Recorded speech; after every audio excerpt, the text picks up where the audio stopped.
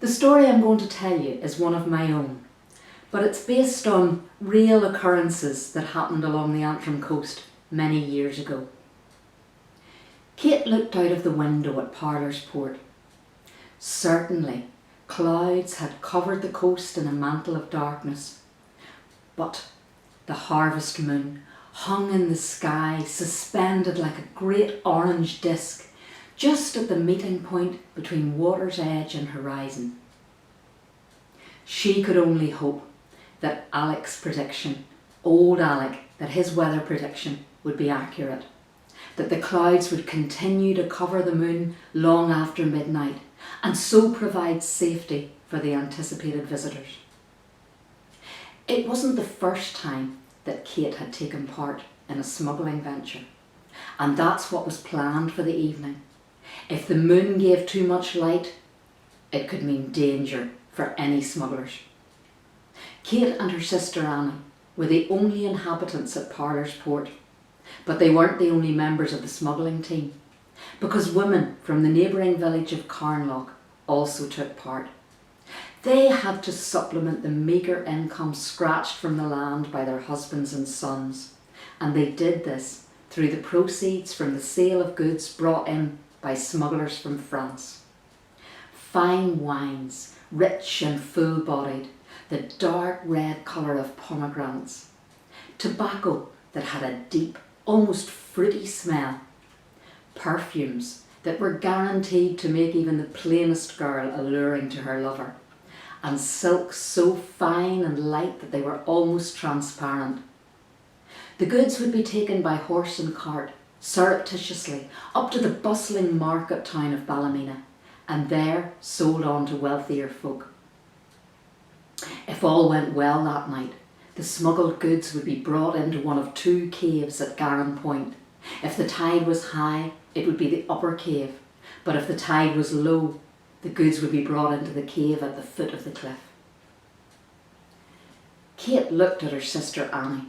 She envied her younger sister's optimistic attitude. Ever since their mother had died 4 years previously, Kate had taken on the role of worrier. "Did you fetch in the water and did you put the latch on the cow pen?" she asked anxiously as she poked the fire. "I did, Kate." Annie was always patient with her older sister. Although she was reading a book, she kept glancing out the window, so full of excitement at the adventure that was to come. She knew that she would have to reread the whole chapter the next day. "It's the moon I don't like.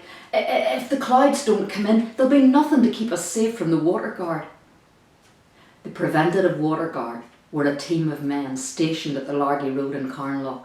12 men whose sole purpose in life was to catch the smugglers.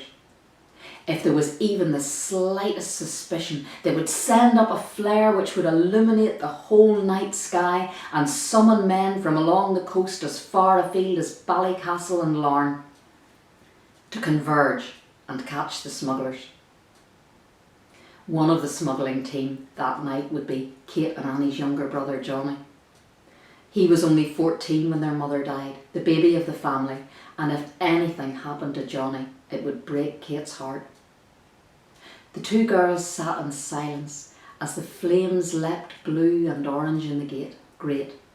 The kettle hissed contentedly on the fire, occasionally spitting on the red-hot coals below. In front of the hearth there was a rug, which provided a quiet base for the chair in which Kate was rhythmically rocking. Tramp was on the side of the fire in his bed. He was totally oblivious to the adventure that was to come, and to either side of the fire were two cot beds where the girls normally slept and could benefit from the dying embers of the fire. Kate looked out the window. A cloud had drifted over the moon. As the minutes ticked by on the mantel clock, it was followed by others, and finally she announced, "It's time." The girls got up and put on their shawls, obscuring as much of their faces as possible, just to make sure that they couldn't be seen by anybody. They went out the door, put it on the latch and stepped out into the night. The path to the caves was dangerous. It snaked down to a junction with no fence on the seaside to protect them from falling.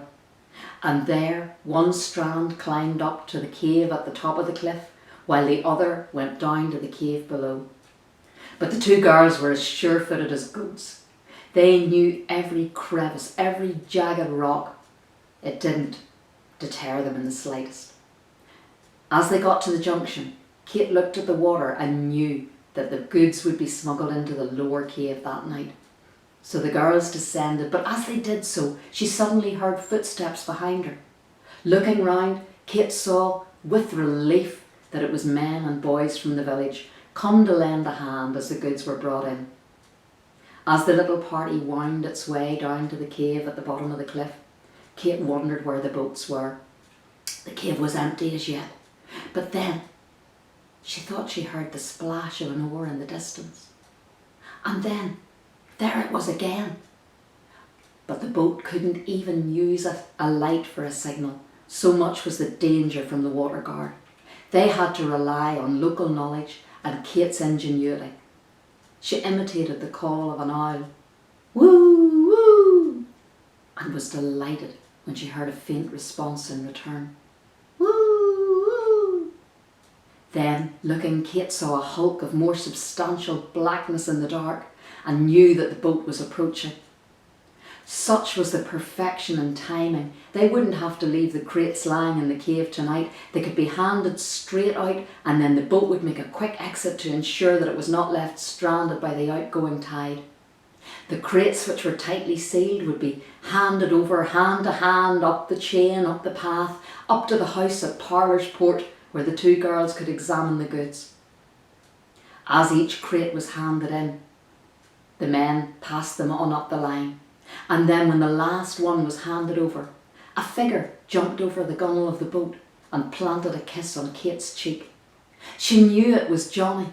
She was delighted, but knew he would save a more demonstrable, affectionate greeting for the house when they went in and had tea. As she turned to go up the path, suddenly she heard a shot fired. It was the water guard. Someone must have given them information, someone that was greedy for money had handed over the knowledge of what was happening, and now the water guard were upon them. The party were tied with their hands behind their back, marched up the path. The crates were thrown to the side with the goods strewn all over the ground. Those goods would not be taken to Ballymena that night. Up the road to the station at Largy Road they were marched and put into cells, each on their own. There was nothing to shield Kate from the chill, cold floor but her thin shawl, and she lay frantic with worry about what would happen to Annie and Johnny. But then, in the wee small hours, the peephole on the cell door was pulled back. "Is that Kate McGavick?" The voice was stern, but there was a friendly undertone, and as Kate jumped up, she looked at the deep blue set eyes and knew that it was a former lover of her mother, who had waited for her lover when he was at sea, but when he didn't return, given up and then married Kate's father.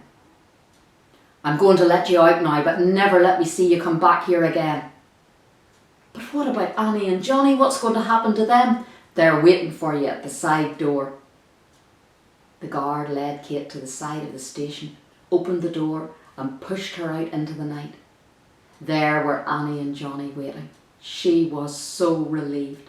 The three walked down the hill arm in arm, down to the house at Parlour's Port where the kettle was still hissing on the fire. A pot of tea was made and put on the table, and they sat down and thanked their guardian angel for delivering them to safety. Thank you.